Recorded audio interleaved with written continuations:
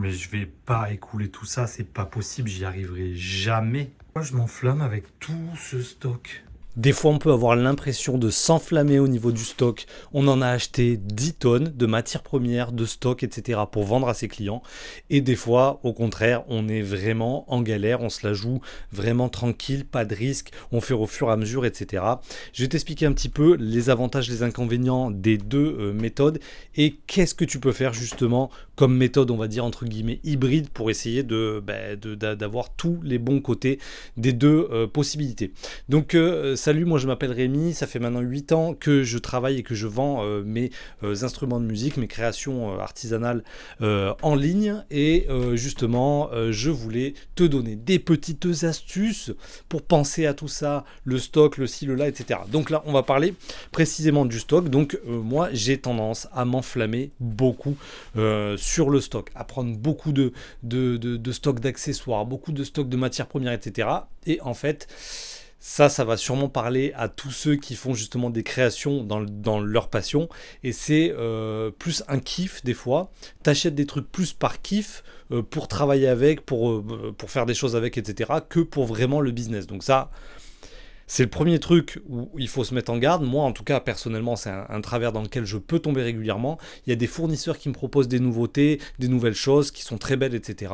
Et j'ai tendance à, comme c'est ma passion, accepter certaines choses dont je n'ai pas besoin.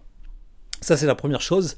Il faut toujours un peu avoir un garde-fou soi-même, faire très attention à ce genre de travers. Donc, la première chose, si tu as peu de stock, tu te la joues en recul, tranquille, tu prends pas trop de risques, etc. Voilà un petit peu ce que ça peut engendrer. Donc, le client, d'abord sur ton site internet, tes réseaux, etc., il va pas voir beaucoup de nouveautés. Il va voir pas mal de ruptures de stock. Et là, du coup, il peut se dire deux choses. Soit la première chose, waouh, ça part très vite, il a beaucoup de demandes, il a beaucoup de commandes, etc. Soit, il travaille pas beaucoup en fait. Il fait pas beaucoup de ventes, il a pas beaucoup d'avance. Quand on lui demande quelque chose, il a pas tout de suite en stock. Quand on lui demande certaines, voilà, il a pas tout de suite et ça peut donner une sensation un petit peu de petite entreprise et de quelqu'un qui n'a pas voilà, qui a pas assez de stock et donc du coup ça peut être quelque chose de plus ou moins mal vu selon le client. Mais c'est un peu le défaut du truc. Ce que tu peux avoir aussi comme défaut, c'est que du coup, vu qu'il n'y a pas assez de choix en matière première ou tout simplement en produits finis, etc., ça rajoute une friction parce que le client, tu vas lui dire oui, mais je peux le faire pour vous, je peux faire du sur-mesure, ça va prendre 3 semaines, etc. Et donc, du coup, tu n'as pas tout le monde qui est prêt à faire des commandes de long terme. Il n'y a pas tous les clients qui ont cette patience, il n'y a pas tout le monde qui a envie d'attendre et du coup ça crée vraiment une grosse friction, ça peut créer une grosse friction à l'achat. Si tu lui dis oui, pas de souci, je peux avoir ce que tu veux, j'ai pas tout en stock maintenant, mais je l'aurai dans un mois pour toi. Tu peux avoir des gens qui te disent ah ouais je reviens vers toi et là tu as compris quand on te dit je reviens vers toi il n'y a personne qui revient vers toi donc ça peut être un danger. Et à ce moment-là, il y a un autre danger, c'est que du coup, tu vas faire beaucoup de sur-mesure, tu vas t'adapter beaucoup à la demande parce que du coup, t'as rien sous la main à vendre et t'as pas assez de matières premières, t'as pas assez de stock, etc. Donc tu vas dire au client, du coup, je peux le faire pour vous. Qu'est-ce que va dire le client? Ok, bah moi je le veux de telle couleur, avec tel truc, de telle manière, de tel ci, de tel là, et tu finis par proposer du sur-mesure. Est-ce que tu factures en plus le sur-mesure? Telle est la question, parce que si tu n'as pas de stock, du coup tu fais pas mal de sur-mesure et du coup tu ne le factures pas, et pas bon du tout. Donc ça c'est un petit peu le souci de quand tu manques de stock. Par contre le côté positif, c'est que tu as toujours une bonne trésorerie. Et si tu gères bien tu peux te la jouer comme ça aussi, d'avoir aussi toujours très peu de stock en matière première, en création finale, etc. Et du coup, avoir toujours une bonne trésorerie. Et si tu gères bien ça, c'est-à-dire que tu fais bien payer les précommandes, que tu fais bien, que tu surfactures bien, que tu factures bien, on va dire, le sur-mesure, là, oui, tu peux jouer là-dessus, mais il faut avoir une bonne image de marque, il faut être vraiment implanté depuis longtemps, il faut vraiment qu'il y ait une grosse confiance, confiance, que tu sois un peu le seul en qui ton client croit. Et voilà, faut que tu aies vraiment une belle reconnaissance et faut que tu aies pas mal d'années d'existence quand même pour que le client te dise « Ok, pas de souci, je suis prêt à payer plus cher du sur-mesure et je suis prêt en plus à attendre. » Tu vois, ça demande quand même de... T'es pas débutant, ça fait longtemps que t'es là, t'es connu, t'es meilleur que les autres, voilà, etc. Tu fais des produits très premium et tout. Ça peut être une stratégie, mais c'est un peu dangereux. Et en plus de ça, tu fais des ventes à un peu plus long terme. Alors, si tu as un roulement qui est installé, pas de problème, mais au début, on veut faire quand même des ventes assez rapidement. Et ça veut dire qu'en gros, tu vas facturer dans un mois le client. Tu vas travailler, tu vas facturer dans un mois. Donc, voilà un petit peu les petits soucis. Juste au passage, je fais un tout petit peu de pub pour la formation gratuite que j'ai faite. Si t'en as marre de vendre tes créations sur les marchés, de passer ton temps sur les marchés à te geler, à faire zéro vente, etc., et tout, à passer ton temps des fois sur des marchés sans que tu aies aucun retour, je te conseille de passer au business en ligne, de vendre tes créations en ligne. Moi, c'est ce que je fais. Je vends tout maintenant en ligne. Je fais très peu de festivals, très ciblés, mais je vends tout en ligne. Pour ça, il faut que tu t'y connaisses en réseau, que tu t'y connaisses en site internet. Et c'est la formation que je propose qui est gratuite. Tu cliques, le lien il est dans la description. C'est 100% gratuit et tu auras un petit peu toutes les méthodes pour faire un business de création en ligne. Bien sûr aussi je fais du coaching pour tous ceux qui vendent des créations artistiques ou artisanales et qui ont besoin d'aide sur les réseaux, le site internet, tous les trucs, la vente, etc. Tous les trucs que les créateurs ont pour horreur généralement. Et bien justement je propose des formations et des coachings pour tout le monde. Et d'ailleurs je laisse aussi entrer gratuitement les gens dans ma formation pour qu'ils puissent voir un petit peu comment ça se passe. Pas longtemps bien sûr pour pas prendre trop de risques pour ma formation, mais c'est une possibilité que je propose. Let's go, on y va sur la deuxième possibilité, si tu as plein de stocks. Donc c'est mon cas, j'ai tendance à faire beaucoup de stocks et encore que j'ai beaucoup réduit. En fait, il faut voir quel type de stock tu fais.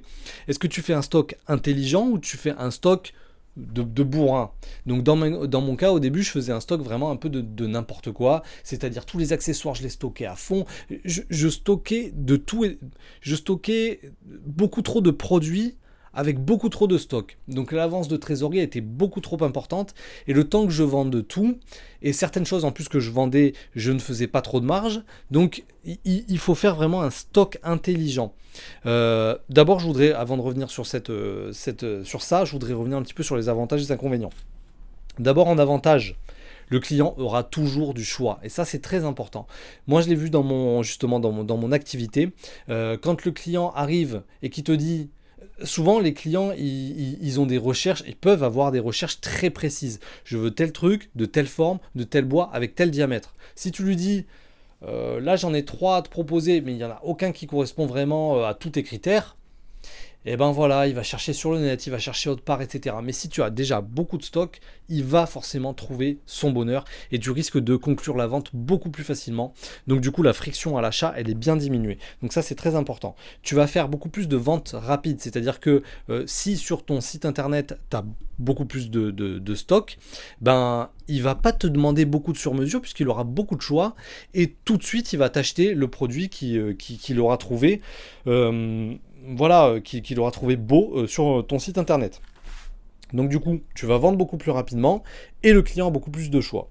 Bien évidemment, c'est des avances de trésorerie qui sont importantes. Donc ça demande de bien gérer sa trésorerie parce que faire beaucoup de stock, c'est beaucoup d'argent bloqué. Entre guillemets, parce que le temps que tu fasses les ventes, en fait, et que tu rattrapes cette trésorerie, ça peut être assez long. Donc, il faut faire attention à ça, parce que la trésorerie, c'est quand même vraiment la force de frappe d'une entreprise. C'est quand même très, très, très important d'en avoir une bien calculée et bien gérée. Tu peux, bien évidemment, même avec beaucoup de stock, faire aussi du sur-mesure et avoir quand même des demandes en sur-mesure. Alors, est-ce que c'est quelque chose de négatif ou de positif ? C'est positif si tu factures bien comme il faut le sur-mesure. Ça peut être négatif si, par exemple, tu ne factures pas plus que quelque chose de normal. Si tu factures bien le sur-mesure, c'est-à-dire plus cher que le produit normal, là, du coup, ça va, c'est OK. Mais si, par contre, tu as beaucoup de stock, tu as beaucoup de propositions sur ton site internet, beaucoup de produits sur ton site internet, et que le client quand même veut du sur-mesure et qu'il va l'acheter le même prix, c'est-à-dire le même prix que sur ton site internet de ce que toi tu as créé, là, là c'est pas très rentable. Donc ce qu'il faudrait faire, c'est une méthode un petit peu hybride, en tout cas moi c'est ce vers quoi je me dirige, c'est tout d'abord appuyer quand par exemple sur certaines choses, tu peux ne pas avoir trop de stock.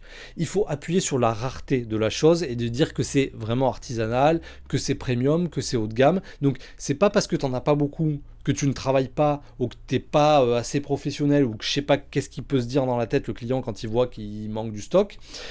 Il faut plutôt que tu appuies sur tous tes produits que tu n'as pas assez en stock, que tu appuies sur le fait que c'est de la rareté et du haut de gamme, etc. Et que tout ce qui est haut de gamme est rare, etc. Que tu appuies là-dessus. Ça, c'est important.